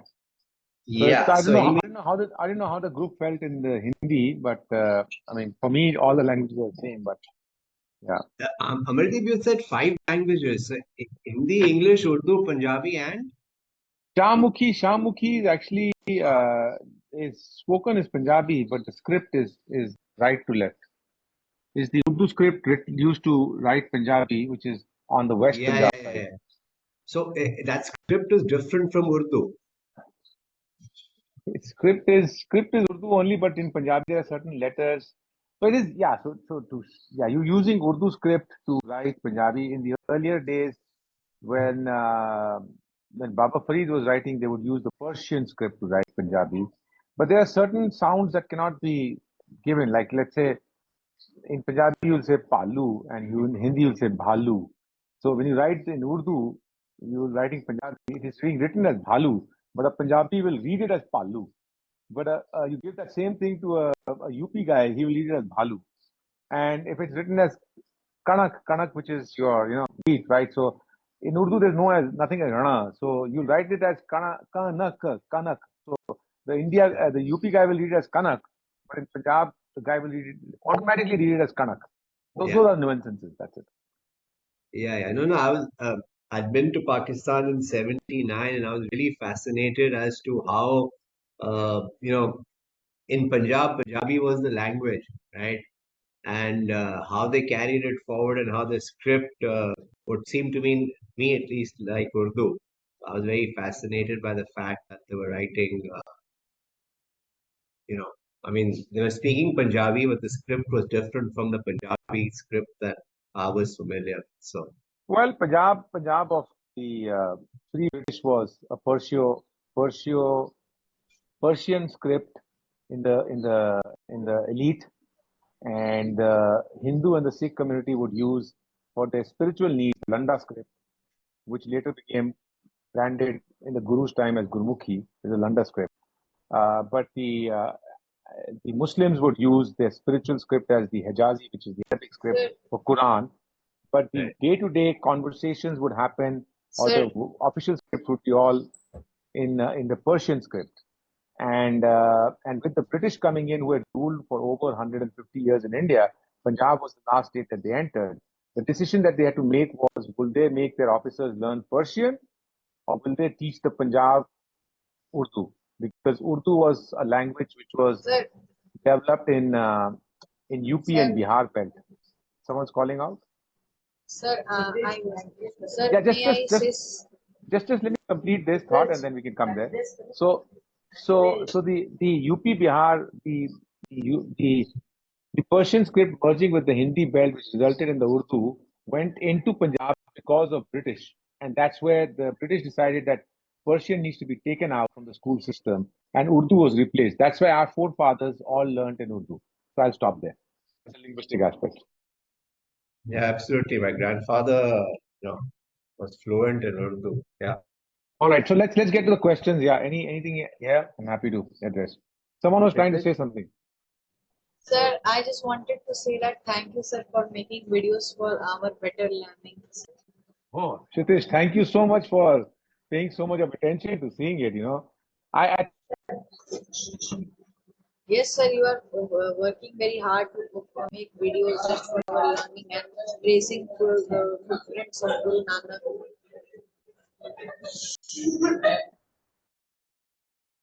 Okay, Khushi. Yes, sir. Good morning, sir. Sir, so actually I had like doubt in a few words and I wanted to know the meaning of those words as he has used those words a lot. So, excuse me if I, pronounce those wrong. So first word is, what is Ghoshti and Kalanda as well as Ruhaniyat? Amardeep, you're on mute.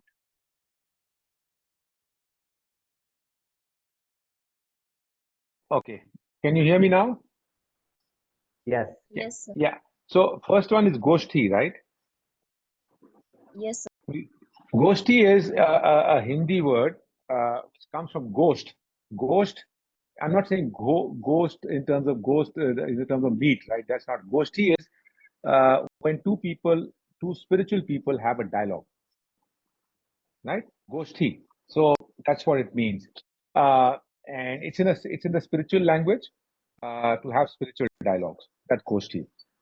Next one was Kalandar. Kalandar is basically, I explained right at the beginning, but I'll repeat it again here. Kalandar is a word that's used in the Sufi tradition. When you hear this song, Dama Dam Mast Kalandar, right? It's a song which is often sung, right? The Kalandars are basically supposed to be people who are beyond boundaries, beyond conditioning. You see, all of us who believe in religions, who believe in certain things that we've been told here, that we are bounded by certain conditions. We are told this is right and wrong. A Kalandar is a person who is willing to question the conditioning and say that there's a world beyond what I've been taught. That's what a Kalandar means, beyond boundary, right? Next is Ruhaniyat, you said. Ruhaniyat is basically anything that's spiritual. So to go inside your mind, inside your heart, and try and understand from a spiritual angle, not from a religious angle. Religious is boundaries, right? Religious is boundaries, protocols, rules, regulations around a philosophy. So a religion can lead you to becoming a Ruhani person, which is a spiritual person, but spirituality is different from religion. Anyone following a religion can potentially be a Ruhaniyat person, but any Ruhaniyat person may not be religious, right? So they're two different things. So Ruhaniyat is when you are beyond the boundaries of rules, regulations, that you're just looking internally and trying to understand who you are and so on and so forth, right? That's Ruhaniyat. Got it, sir. Sir, one last question that once you said karam is equal to like temporary band. So what exactly you meant? I wanted to know. Look, as I said in that verse, if you go back to the verse and listen, it's a very profound verse. You see, in this particular verse, he's talking about a dike. Dike is a बांध. जैसे एक नदी के ऊपर आप जब बाढ़ आ रही होती है तो लोग बाढ़ को रोकने के लिए गांव में क्या करते हैं, पानी आ रहा है, they take some मिट्टी and they put the mitti on the side so that water doesn't come on this side, right? That becomes a dike which stops the flow of the water on one side. It's not like a dam like Bhakra Nangal Dam which you're being built. Small dikes you build around flow, right? So that you divert the flow somewhere else, right? So dikes are those. Now, and they're used in farming. When a farmer, if you see water is coming into the field just because of irrigation, they will build these small blockages with the sand so that they want to divert the water into the next kyari, the next plot of land, next plot of land. That's how they do farming, right? So what he's saying is our thoughts that come to us daily, which are positive and negative thoughts, right?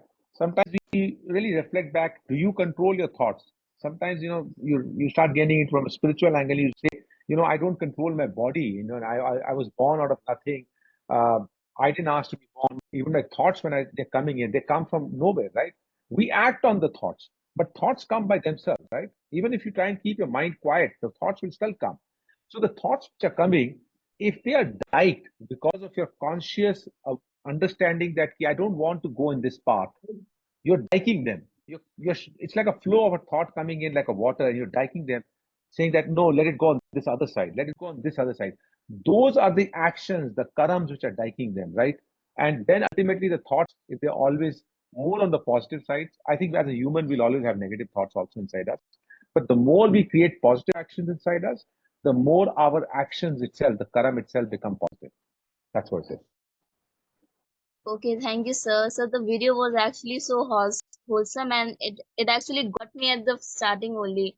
I had goosebumps, seeing that video, and I loved the video. Thank you so much. Thank you, Khushi. I'm glad. I'm impressed that you children at the 8th standard are actually able to absorb. So thank you. So, would anyone like to sort of talk about one takeaway from the session? Something that you picked up? So may I? Yeah, please. So actually, I got to know a lot of points in this video, but one point that I actually noted in my diary was like, if हम खुद को जीत लेते हैं तो हम सारी दुनिया को जीत लेते हैं. which is actually, I've loved this thought right now, and I've been thinking about this from the starting of the video. Exactly. So that thought, if you're writing it the way you've written it, Kushi, is great, but write it in the way it was also written in the verse. Man jeete jag jeet. It's very simple. 4 letters. Man jeete jag jeet. Jag is world. Man jeet liya to jag jeet liya. That's it. And Okay, sir. actually, the methodology to do this is what Amardeep had said in the earlier to explain dikes and ban. The methodology, that is part of the methodology for sure. Right, you're getting all kinds of thoughts, and how you channel those into righteous actions is what it's about. So yeah, you're on the path. Anybody else? Any other thoughts? Any takeaways from today's session? One thing that you're taking away? I just want to add something here from my personal experience over the years, right? We all are humans. We'll all go through our own. So, Kushi, if you are reflecting on this, I'm talking to you since you noted it, right? I think the fact that you've noted it down, you are on a path of seeding something in your mind. When that seed will sprout, I don't know, you don't know, right? It might be tomorrow, it might be 40 years from now. We don't know. We don't control that. The thing is, as you progress, often as humans, what the trap that we fall into is that thoughts will come in all ways, right? To be human is to be a composite of positive and negatives. Negatives are not to be seen as something that are to be untouched kind of a thing, right? See negatives as breeding grounds from which you're going to learn something, right? Don't have a guilt feeling, right? To be aware of your negativities is going to be at a better position to have a guilt feeling around your negativities. Because to be human is to have negativities. The question of a successful human life is how to overcome your negativities and build on them towards a positive experience. Ultimately, at the end of the day, it's an equation, and the more the positivities, the better human you are. That's it. So don't have the guilt feeling. Sure, sir. Okay, anybody else? Any takeaways, any thoughts, any reflections, any questions?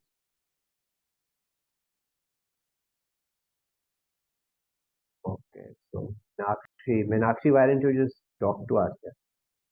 Well, okay, so I will. The thing is, I've always been impressed by this series. Okay, whenever I see this, I'm really affected by it. And one thing that we need to learn at this point of time, anywhere in the world, is anybody who is spiritual, they don't go for any particular religion, and their own thought process is not very important for them. They respect everybody. They've listened to everybody. They absorb the best of everybody, and they respect everybody. I mean, they do respect. And this is one thing that we need to learn today, I think, especially in today's world. It's very important. We seem to be all obsessed with our own ideas. We tend to fight with people the moment their ideas differ from us, whereas that's not actually required. You can always learn from others, you can absorb whatever you want to, and the rest will take care of itself. But that is not happening nowadays. It's rather sad. And I'm really grateful to Amardeep ji for getting all these things, setting this through his video, through the journey. Guru Nanak traveled to various mosques, and then the peers, what should I say, samadhis, then through temples and all those things. And it's such a nice thing to learn from him. It's a great thing to learn, and that is what I would say. Yeah, I think if Nanak was to come in today's world, the languages have changed. I would think he would simply say "Jio or jeene do, सीखो और सीखते रहो बस." That's what he will say. Right. Yeah. It's a great feeling, sir. Actually, I have two things to, from this conversation that I get, if I can, Jugji ji. हाँ जी, please बताइए. Chetanji? So one is that I think the message is not that there are some people who are spiritual and then there are others who are not. I think the message fundamentally, it says, is Advaita. And that is that everybody is spiritual. Who is not spiritual? I mean, where is the spirit not? Every human being is, has spirit inside. That was one. And only thing is that you get, you sometimes get, because you don't see the spirit, therefore you get flown, you travel along with your thoughts. Yes, so thoughts come, but and there's this book that I read some time back. It was called The 7 Habits of Highly Effective People by Stephen Covey. And it's one of the Harvard classics. It's supposed to be read by every person who is learning modern management. One of the 100 classic books of Harvard Business School. And in that, the first habit is, which is, is of highly effective people, is being proactive. Now, being proactive is the opposite of being reactive, right? In that sense. So if you, rather than react, if you have the ability to reflect and then act, then you become proactive. And which fundamentally means that you create a difference between yourself and your thoughts. So thoughts are different from you, to realize that you are not your thoughts. And then the one who is observing the thoughts, then you are automatically connected to your own spirit, because who is the one who is observing the thoughts? The observer is the spirit, and everybody has that. There is nobody who is not spiritual in the world. There is nothing that is not spiritual in the world. Every act can be spiritual or not. It depends on how you see it. No, thank you, Chetan. Yeah, that's a very powerful thought that you put forward, and absolutely, आपने word use किया Advait, right? So of course, Nanak is anchored all in non-duality, right? Yes. It is unfortunate that we have made him dual, right? So we created we boxed him, but he's a proponent in the North India.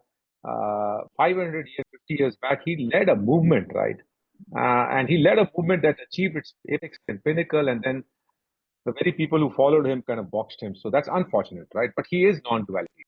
The only thing that I would say is that if you happen to see the last episode 24, taking that spirit of you saw talking about everyone being spiritual, we end the episode 24 with a very profound verse sung by Anand Narayan Mula, right?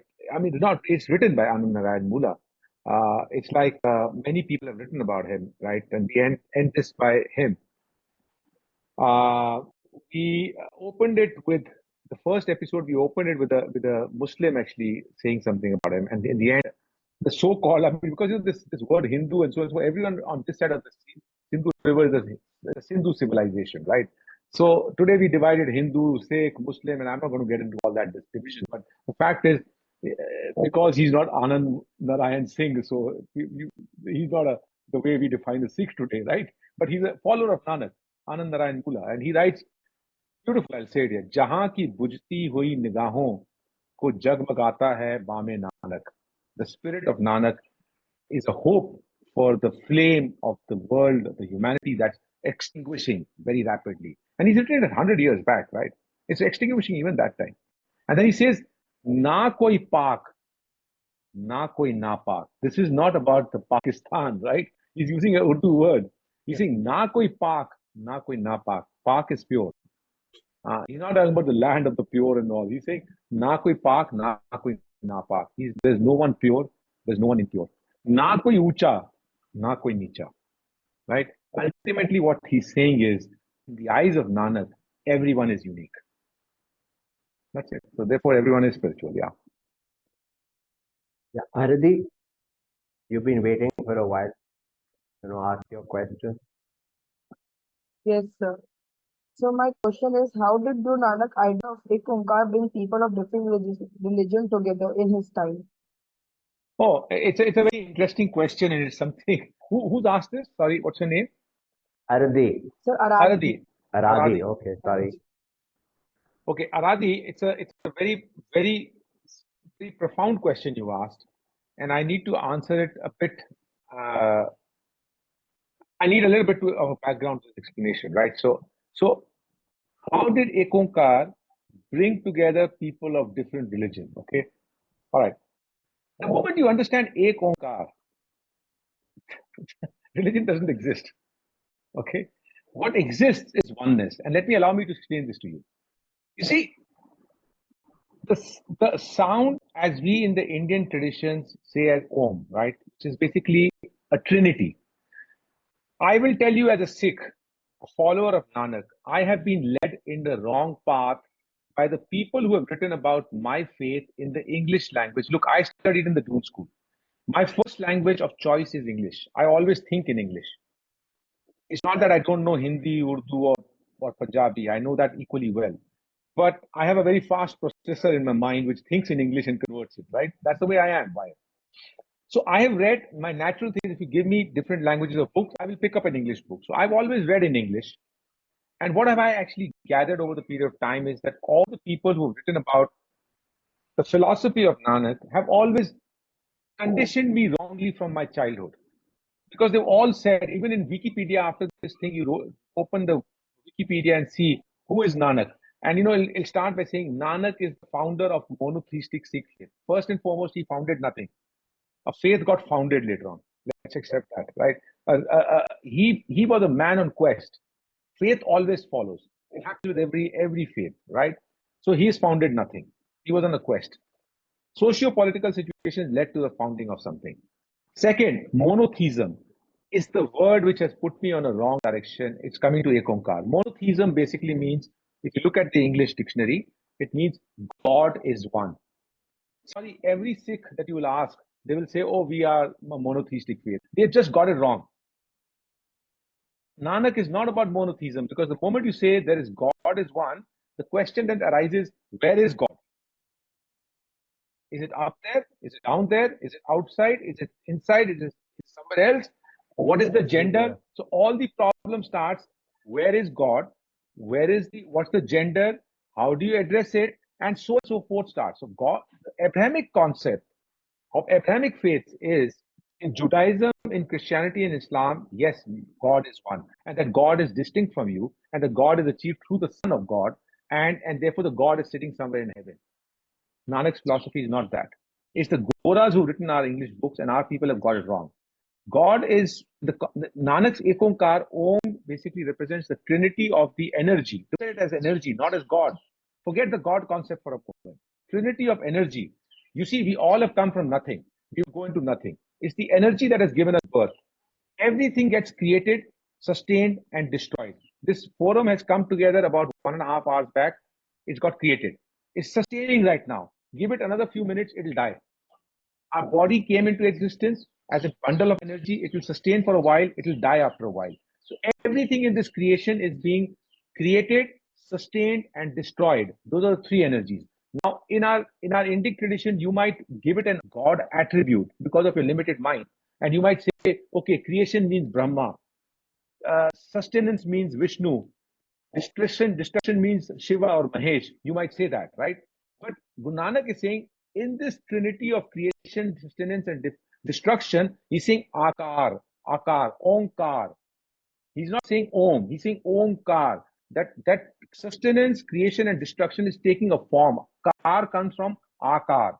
It's to take form. Everything takes form because of this energy cycle that starts. And then what he says is, if everything is energy, then before that he puts a one. Then he says, not God is one. He says this entire energy that is an ecosystem of one energy bundle that is creating, sustaining, and destroying and taking the form in this creation is intertwined into the oneness. That means we are all coming from that same single energy. Now, if you start seeing it from that angle, the concept of monotheism goes is nothing is different. You and I are intertwined. The tree will be respected because it's a part of me. We are not a superior race. Every time you read a Western literature, they say, or even our own, sometimes our own spiritual traditions, right? Man is a chosen species. Why? How come you're chosen? You're just a part of the system. खाना आपने वही पालक का साग है, वो खाना आपने वही चीज आलू है, that's how you get your energy. You are dependent on it. Your energy is coming from that. So I think this thing that you're talking about, how did Ek Onkar bring together religions? Forget religion. I started by saying Nanak has to be understood not as humanity is one. Even if you say humanity is one, you are missing the point. You are thinking that humans are a special species. You have to understand creation is one. Everything is intertwined. We are developed into one system. If going forward you have to use as a school system, please go and search for this word on the internet and note it down. It is monism. If you have to use English, monism and monotheism are two different concepts. Our traditions of here, which believe in oneness of the creation, are to be termed as monism, monism, monism, that everything is one, not monotheism. So when you see it from that, the Ek Onkar does not need to bring in religions together. It needs to simply bring in the thought that everything is one. And if you think everything is one, religions are a subset of it, that they're also one. Does that answer your question? Kajal, I think you wanted to ask a question. If you want to do that, Reet, I'm not sure if you're still there. Reet Pandey. Kajal, got a question? Yes, sir, I'm there. Yeah, okay, ask your question. You're on mute now. Yeah, fine. Sir, I want to ask this question from Amardeep, sir. Sir, from this episode 17 of Guru Nanak journey, which message do you think is most important in this today's generation and today's world? Very hard question, You're asking me. Sorry, I'm glad you're asking these tough questions, right? You're putting me on the spot. How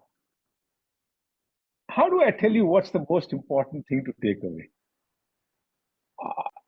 I think, according to me, life is not a black and white. I get up in the morning, I get up with a different purpose, different thought. I'm trying to solve for something in the morning. I come to the afternoon, something else. Every moment, every time, the situations around me change. I have to, the most important thing is this: have the right attitude, have the right spirit to tackle the situations that come in front of you. And your responses by reflecting internally and having an introspection and developing yourself to be having aptitude to tackle every situation in the right way. I think, and you'll make mistakes and take the mistakes as learning. That's the most important, because my life is different from your life, right? Your situation is different from my situation. How can I tell you what's the right and what's the wrong, right? Sometimes even in the wrong, there is a right. Sorry, I'm not able to give you an answer because I like not to give black and white answers. Does that make sense? But does that make sense to you, Kajal? I mean, I'm trying to motivate you to find your own answers based on your own situation. Yeah. So as I said earlier, don't have a guilt feeling. Life will create a lot of challenging situations where you will feel miserable about something that you've done. Forget it. Say that, you know what, I learned something out of it. Move on. Actually, in my view, thank you so much. Actually, in my view, Guru Nanak's entire message is only 3 words, and if we remember that, then it is done. Everything else follows from that. Ek Onkar Satnam. That's all. Yeah, that's it. I mean, great. Yeah, Ek Onkar Satnam, and that's the end of it. If we remember that, everything else is done. See, I thanks Chetanji for saying that, because at the end of the day, I thought I didn't want to go that path, because I just explained Ek Onkar. It's the point that if you understand oneness of creation, yes, and Satnam, Nam is what basically is not a name that's being given to you. It's that the reality is this existence is a reality. Yeah. The reality is that everything is one. Just understand that. Then you know what? कल को कोई पेड़ काटेगा, आप कहोगे यार पेड़ मत काटो, अपने आप को काट रहे हो. You know, कल को कोई किसी को गाली देगा, आप कहोगे क्यों, why are you using abusive language? But sometimes you will also say a gali, right? You will also say something wrong. In the spot of your anger, you have to sit back and say and reflect. Yeah, no, I made a mistake. Let me improve from here. That's it. Yeah, in fact, Amardeep ji, since you talked about it and the kids over here, I remember this movie called Avatar. which it was a world famous movie, and in that there is the concept of Eva, and it's actually energy which connects everything, and you look at the avatars, they connect themselves to animals through a physical connection, and they show it very, very evocatively. They show that everything is connected, and it's the Yeah. universal mother which is Yeah. nurturing everything. Yeah. It is that, that's finally all existence is one. Ek Onkar. It is. I mean, as I said earlier, I mean, I don't know if people understood, but मैंने कहा हम कहाँ से कोई superior हो गए? We eat that same palak to get our energy to become who we are. I'm talking today because I had palak last night, right? So I mean, I couldn't be talking if I wouldn't have that, right? So where am I getting it from? It's all intertwined, right? We are one ecosystem. So give up this feeling of pride. I hate any book that starts that humans are an evolved species. Humans are, have been given this gift, and I say you just got your first page itself. You started wrong. I don't want to read this book. I close the book there itself.